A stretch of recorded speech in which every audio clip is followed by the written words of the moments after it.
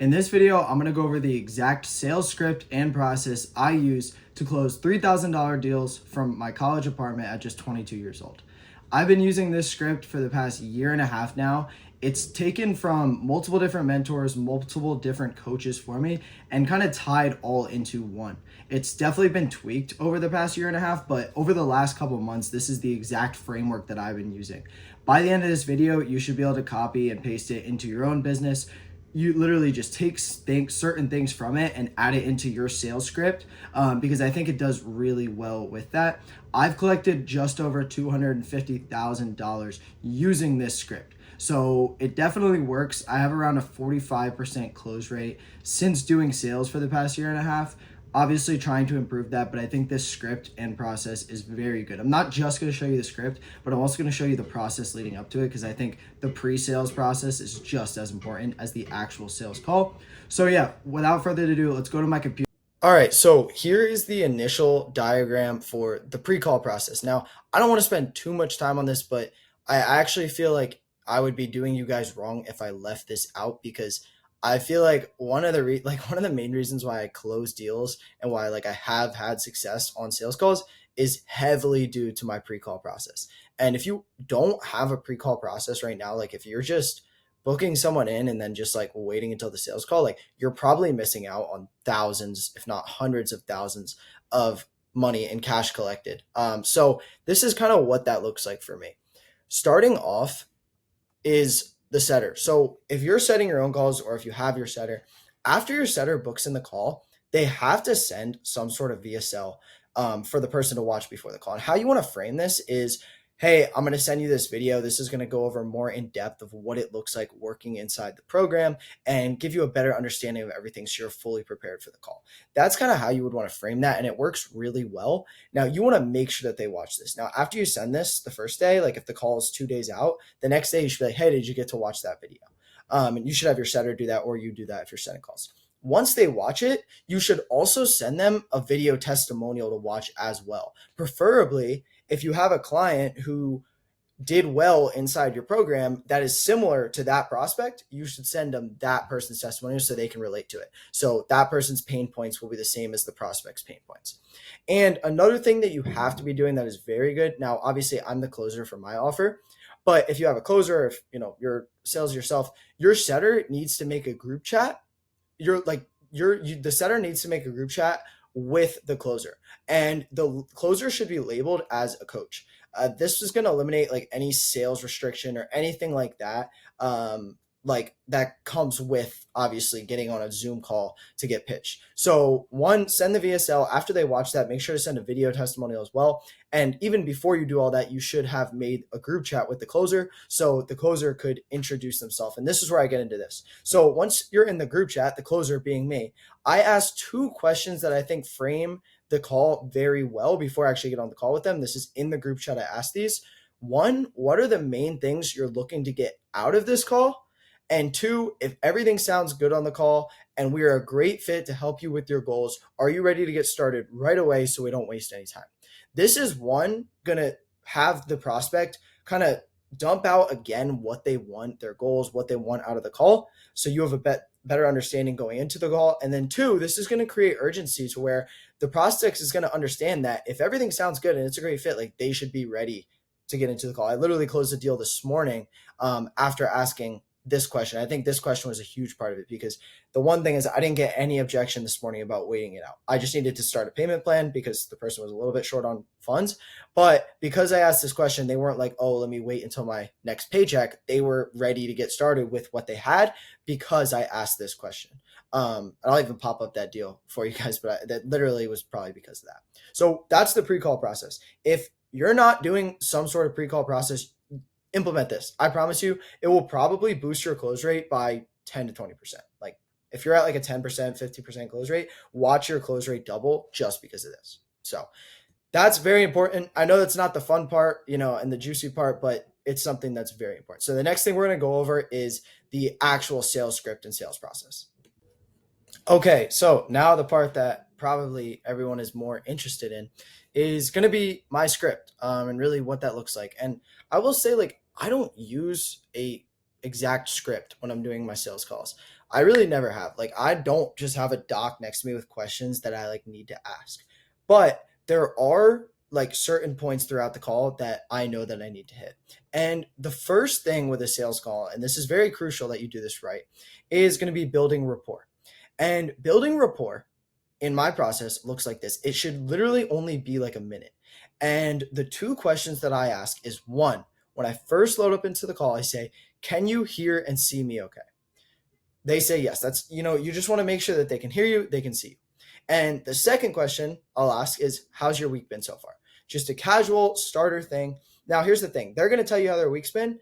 Really, after they tell you how their week's been, you kind of just want to cut that off. You do not want to let them ramble. If they start rambling for like 5 minutes, you completely lost the frame. Most of the time, they'll usually just be like, "Oh, it's been good, been busy."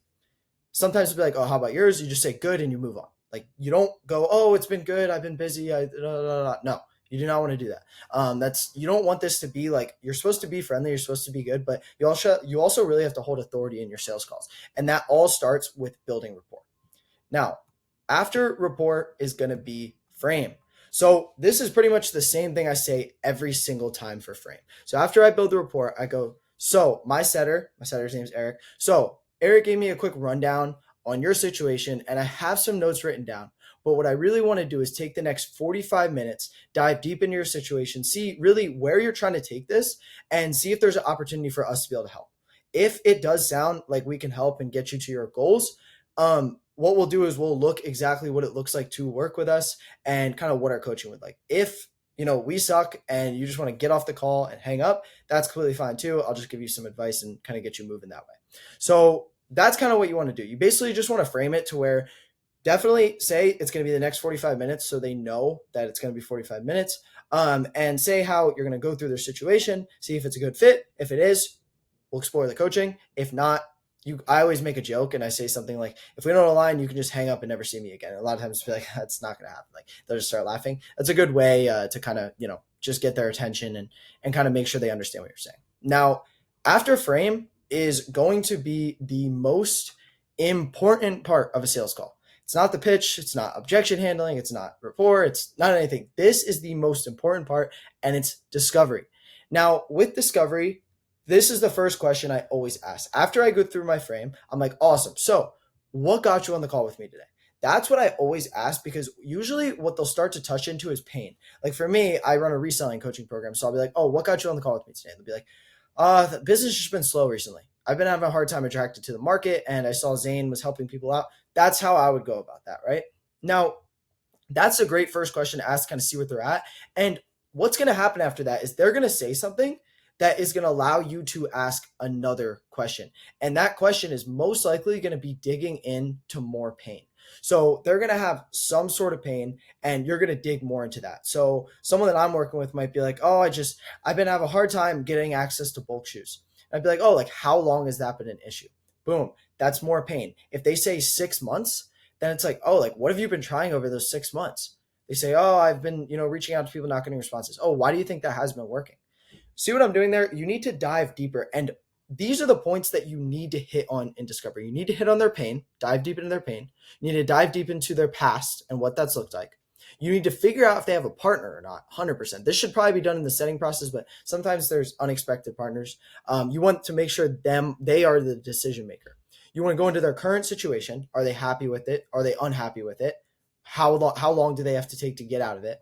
You want to go over finances. Make sure, either ask how much money they have to work with to invest, or what do they do for work? How much income do they make? You want to go over goals, and then you want to go over the timeline. Like, when do they want to get their goals? When do they want to start? And then last thing is going to be trust. And kind of just to break this down for you, because here's the thing.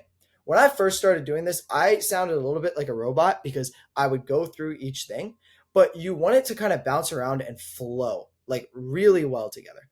And this is kind of what I would look at more importantly than this. You want to make sure you hit on these topics, but to simplify this, you are taking them from they're coming to you and you're booking that call because they have a current situation that they don't like.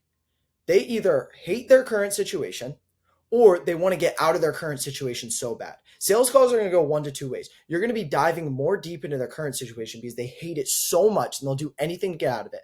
or they have such big goals and ambitions that they'll do anything to hit those goals. So, current situation, you are going to be the bridge. You and whatever you're selling is the bridge to get them to their desired situation. Now, within this process, you need to touch on all these and it all comes together. So basically, you're going to dive deep into their pain. Oh, how long have you been trying this? Why do you feel like it hasn't worked? Why do you feel like it's taking you so long to take this step? Have you invested anything in the past? Why do you feel like it hasn't worked? You want to go so deep into that and then start bridging them to their desired situation. So, what do you want your life to look like in 6 months? Why do you want that? Is that going to be enough to help you quit your job? Do you think with what you're doing now, you're going to be able to quit your job in 6 months? So, why do you think you haven't taken the step before? Is today the day you're going to be ready to take that step? See how I'm pretty much taking them from here to here. And in each of these things, you need to dig super deep and you need to make sure that you cover each one of these topics. And if you do that, your discovery will be ideal and you will have absolutely no objections. Now, moving on to pitch. Pitch is what a lot of people get wrong. A lot of people just think pitch, you're just going to list off exactly what your program does and it's going to be the same every single time.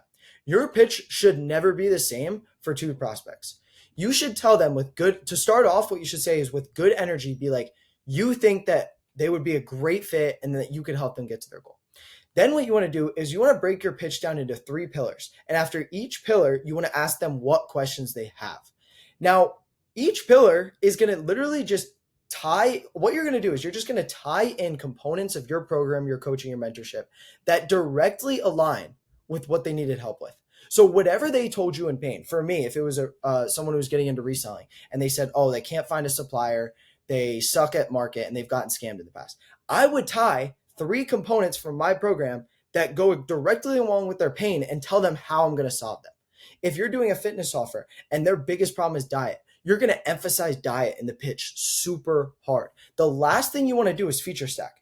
If a prospect never mentions something, you don't want to bring it up in their pitch. Like, even if you think it's a great part of your program, maybe your program has a one-on-one call every day, but they never even mention that they really care about one-on-one support, then you don't need to bring that up. With the pitch, you're quite literally just taking what they want and putting it into your pitch and bringing in the components of your program that align with what they want. Because you don't want to mention what they don't want. They don't care and they'll start to lose interest. Now, after pitch is going to be the price drop. And before I drop the price, I always do this line. And this is what I say. Now, on a scale from 1 to 10, 1 being like, I'm a horrible mentor, this program sucks. And then 10 being, this is the best program for me and Aiden is the best coach to get me there. How confident are you feeling on that scale right now? If they say anything lower than a 9, you want to ask, what can I clarify to bump that score up to a 9 or 10? So you want to get that score up to a 9 or 10. When they say 10, you have them on a chokehold most of the time. That's what I've realized from the past. Now, the last thing I say before I price drop is before I get into what the investment is to get started today, do you have any other questions? If they have none, it's good. If they have some, like, make sure to answer them. And then here's how you price drop. In order for us to get you to $5,000 per month in the next 6 months, it's going to be an investment of $3,000 to work with us. And then you want to silent. You don't want to say anything. Just sit there. If there's an awkward silence for 45 seconds, doesn't matter. Just sit there. You have to get used to the silence. Okay? Now, the last thing then is going to be objection handling. Now, this is what I always say. If you went deep enough in discovery and you hit all those like topics that I went over and you followed that frame, you shouldn't get any objections. Your prospect should be ready to start right away. Now, that's not going to happen all the time. Like, that's impossible. I most of the time I even get objections. So possible objections you might get is the number one thing I always hear is think about it. But the funny thing is I need to think about it is not an actual real objection. Think about it is going to come down to, is it a price thing or is it a value thing most of the time? So price, what if someone says I need to think about it, this is how you kind of want to answer that. And maybe I'll do a whole video on objection handling. I don't want to go too deep into this, but I'll just do that. I want to think about it. So yeah, I kind of want to think about it, man. I don't really know. I don't like to make decisions right away. I'd be like this is how I would handle that. Okay. Yeah, I completely get that, man. It's definitely a big decision. Before I let you go and kind of think about it, like, I just want to kind of get a clearer vision. What are the main things that you want to run over your head in the next day or week, to kind of make this decision? And then what they're going to say is they're going to tell you actually what it is. They might be like, oh, like, it's just, I'm tight on finances right now. Or they might be like, oh, like, I don't know. It's just a big decision. oh, like, and then what you basically want to figure out what there's going to be a different objection based on want to think about it. And I don't want to go too deep into these, but you're going to get this objection, you're going to get wife objection, price, value, timing, all that type of stuff. And maybe I'll do a separate video on objection handling. Just if you got to this end of the video, you're the go anyway. And let me know if you want me to do this, because I would honestly love to do this, and I can even probably show some live objection handling. But that's what my sales process looks like. And I hope you guys learn something from this, can take something from this and put it into your sales process, or use it if you're trying to get into high ticket sales or selling for an offer or something like that. But as always, guys, please subscribe if you like this video at all. If you took any value from it, leave a like, drop a comment with what you like, drop a comment with what you want to see next. And yeah, I will see you guys in the next one. Peace out.